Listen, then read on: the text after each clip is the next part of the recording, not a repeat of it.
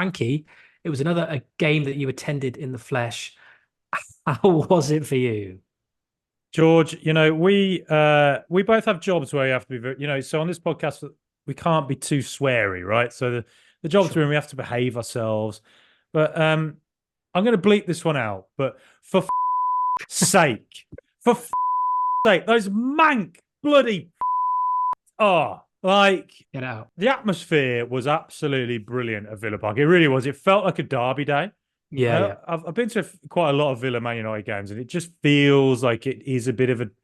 There's something about it that's a bit different. Probably just because this annoying record they have against us, so to beat them really feel like a big deal. Yeah, yeah. And the atmosphere was amazing, really popping in. To be honest, I was on my own, and when Villa scored, I couldn't believe. Like I was like, God, I didn't know I had this much rage within me. I was like immediately looking at the United fans, like, take that, you and your shit Paul Weller haircuts. But look, yeah, so a rare moment of quasi aggression from me, but yeah, the atmosphere was amazing, and Aston Villa were absolutely dominant and should have scored about 4 or 5 goals. In Yeah. the same way we were dominant against Man City, another game we should have scored about probably 4 or 5 goals in. Um, but on this occasion, not taking our chances cost us. Simple as that. The number of times the chance would just hit Anana Mm. was just off the charts, really, and just in truly disbelief. The amount of times that I was standing on my feet, thinking a shot was about to go in, and I'm looking up to the sky, holding my head in my hands and looking around in disbelief. It was just amazing, really. Villa should have scored 3 or 4, and we should have beaten them, but we conceded two pretty poor goals, particularly one from a set piece in the first half when Man Mm. United didn't do anything in the first half, as far as I can really remember. Whereas Aston Villa really were dangerous and really were much more threatening and more of a cohesive team. Whereas I thought United just looked like as they've looked all season, they're a team that just sort of gets by somehow without actually being much of a much of a team on the whole. So Yeah. yeah, I thought it hurt. Like I say, you look at Manchester United, their record against us is enough for me to believe that the devil actually exists, like in the usual suspects, and that Manchester United, there's a reason they have a devil on their shirt. They actually did a deal with him, and it was just that they would always beat Aston Villa somehow, even if they were totally garbage and rubbish, and Villa were always dominant. The amount of games I can think of in the last 30 years where Villa dominated them and not won. Mm. Same again yesterday. It's enough to make me believe that they've actually done a deal with the devil because something ain't right, mate. Something ain't right.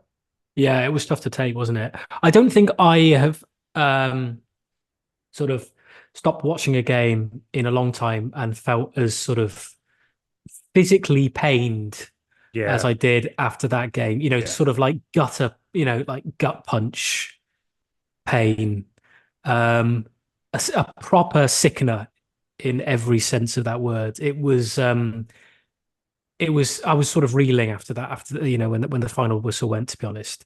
I think it was a combination of a few things, Frankie. It was the opposition, as you rightly say. Our record against United is just horrendous, Yeah. historically so, and so I think there is something about that game that is more potent than most other games. Almost as you say, sort of it's in terms of kind of that visceral feeling towards them. It's sort of almost near Birmingham City levels for sure. It felt like Um, it was a derby genuinely yesterday. It really felt yeah. like that. So it was the combination of the opponent, the combination obviously of how well we did play and how we really, really deserved to get something out of that Hmm. game. At least a point, at least a point, but in truth, all three. And obviously the ramifications of the result, the fact that we could have gone 11 points clear of United, Hmm. and now that gap is cut to 5. That psychologically, that feels quite big for them Yeah. and quite a hit for us. Um, and then on top of all that, Frankie, the cherry on top of the cake today, the news that our very influential midfielder the midfielder who we missed for 3 games over Christmas and really, really struggled without, Boubacar Kamara, Mm. is now out for the rest of the season with yet another ACL injury, of which we have 2 other players afflicted in the squad. Mm. Unbelievable. This And is despite the unbelievable. fact that, we had the confirmation of Leon Bailey signing his contract, which is fantastic news. And I know you messaged me earlier, Frankie, going, lots to talk about in the show today, George. Some good, some bad. I'm still thinking about the bad. Do you know what I mean? It's like No, it's like that. It's like that meme, isn't it? It's like that office meme. the David Brent. Yeah, You're still yeah. It's thinking like about the you're bad still news. thinking about the Kamara ACL, aren't you? Yeah. You're all fired, but I've had a promotion. So, every cloud. Yeah. It was just the worst news to get. And ACLFC. oh yeah, very much so. And I don't want to say, like, when I got that news through, I was like, I don't want to say this season is a write-off because we've done so well to get into the position we have done. And we're still in a brilliant position. We Yeah. really are. And we can't lose sight of that. And I think John McGinn gave a very philosophical, reflective, considered interview after the game where he talked about, it's my job as captain to remind the players of where we are, how good we are, and we have to, kind of we go again and all the rest of it. And obviously we do. We've got, Fulham next week away. Fulham coming up is going to be a tricky game. But we've got to go into it believing that we can, get 3 points and try and, maintain where we are on the table. But it's just Yeah. It's hard to stay positive, isn't it? yeah, it is Well, hard. It is hard. you said John McGinn was philosophical and considered, so he'd never make it as a podcaster. No, But absolutely not. what I would say is, on the injury front, Aston Villa have had an extraordinary amount of bad luck with injuries this season. I think there's a few teams have had quite bad injuries. I think probably something to do with the sheer volume of football that players have been forced to play is bad. I definitely think there's far too much football gets played, and I think last season's World Cup, the way that disrupted the pattern of how these players play, maybe that's having a knock-on effect to this season. Who knows? But something certainly feels a bit wrong. Newcastle and Tottenham are probably 2 teams I'd say have had quite a lot of injuries. Yeah. But Villa, 3 ACLs, Mings, Buendia, Kamara. You've got Pau Torres hasn't been able to start for 2 months. Yeah. Lucas Digne was out for a month. Alex Yeah. Moreno was out for half the season. Jacob Jacob Ramsey out for more Ramsey. than half the season. Yeah. Moreno was out at the start of the season. Yep. Duran out till April. There's probably other ones I'm forgetting about now. So if you take into account all of those injuries, if I have to sit here and listen to another former bloody professional footballer who's now a pundit, who used to play for Liverpool and Manchester United, and thinks those two bloody teams have a God-given right to always be in the Champions League and always be winning titles, whereas little Aston Villa should always just know their role. If I have to listen to any more of them again say that Villa were never there, Villa were never going to be a top 4 contender, are you kidding me? Like the way we've actually got to where we are in the league with one of the best managers in world football with that volume of injuries is absolutely incredible. And it's only now that if this sort of dip that we're having, bear in mind 2 key facts. The injuries have just built up now. It has caught up with us now. But secondly, Unai Emery this season has not had one single game where he's been able to play his first 11.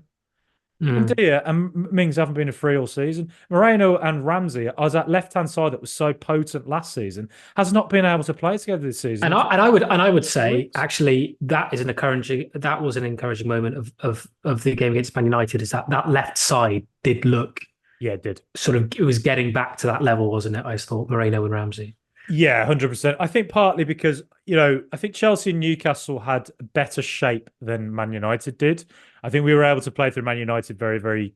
I thought it was quite easy. I thought Carlos would turn to his right and find a pass straight through to Ollie Watkins.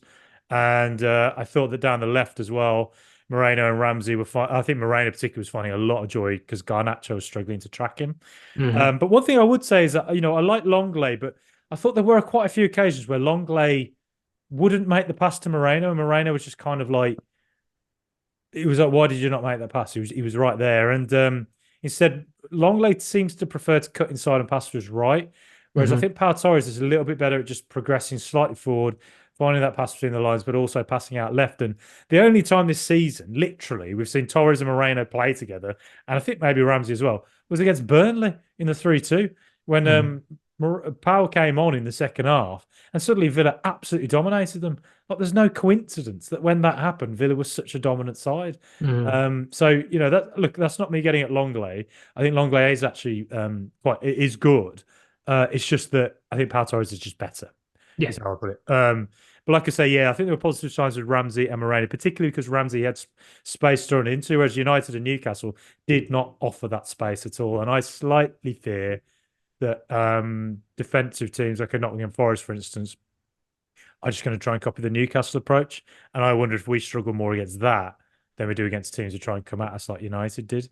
Mm. Like I said, I think United they were absolutely there to be beaten quite handily, to be honest. The amount of kind of euphoria that came from United supporters after that win was strange insofar as like kind of like look where you are, guys. Like Yeah.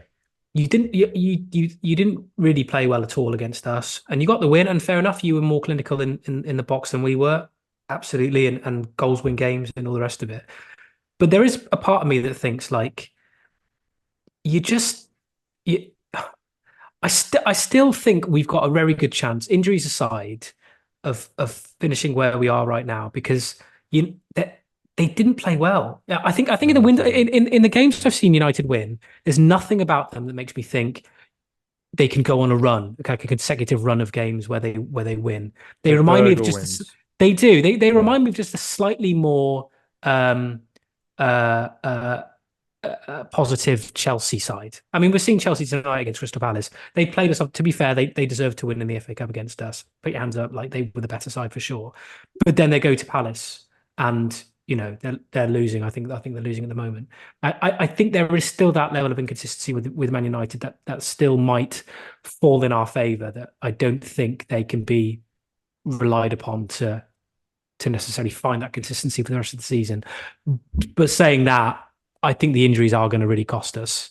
And if we do fall out of the top five, I think it's more to do with the injury problems that we've had rather than any sort of specific pressure that other teams Hmm. below us are going to put on us.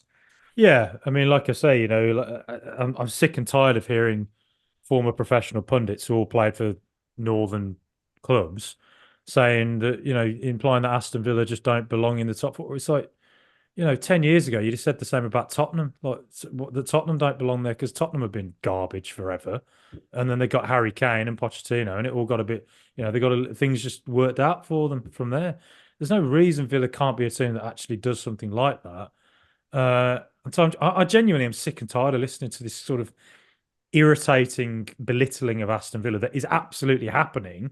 This is not some kind of conspiracy or paranoia. This is what I'm listening to. Like, I'm actually hearing it with my own ears. Like, and that little Villa should just enjoy it while they can because we'll be back down where we belong. It's shut up. Yeah, Who yeah. says we have to be back down where we are? Like, and Well, that's the and thing. like There's no infinite. There's not like kind of a God-given right that any club no, deserves to be where they are. I mean, that's all. you could say exactly the same things about Leeds in the '70s or you know you know the whole like too good to go down. I mean, who thought that we Or would go or down or li or Newcastle li or Leeds or or Liverpool, who were dominant throughout the yeah, 70s and 80s and have won one Premier League title since the early 90s. exactly, yeah. One in 30 years. Like, I mean, what they're talking about, like what's Carragher talking about? Like, honestly, I don't know. It just sort of, there's something, it got to me a bit this weekend listening to it. Like, oh, little Villa, they don't deserve, shut up.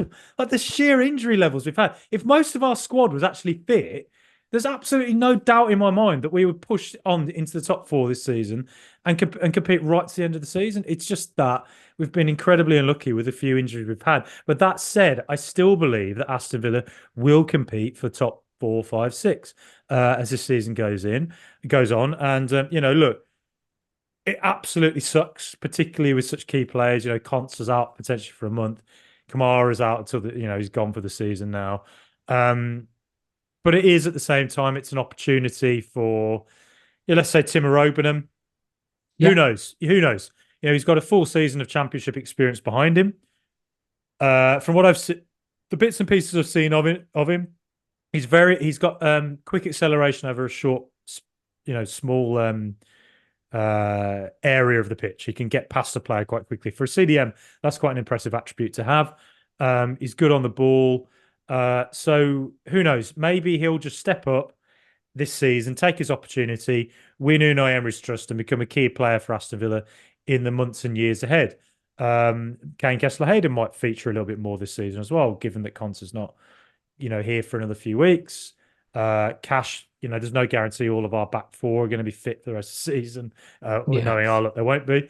So this is an opportunity for a couple of younger players. It's not ideal coming in, with injuries, but sometimes that's how careers get made, isn't it? They step in when a team needs them. And Well, I'm not entirely sure people would have thought Jacob Ramsey would have had the development that he's had in the last few years. He went out on loan to Doncaster, did pretty well by all accounts, but plenty of players have gone out on loan to lower league clubs and done well, and then come back and just it hasn't worked out. They've gone back out on loan or been sold on permanent deals. But he came back, fought for his place, got into the Villa team, and sort of never looked back. So yeah, absolutely, like opportunities are there.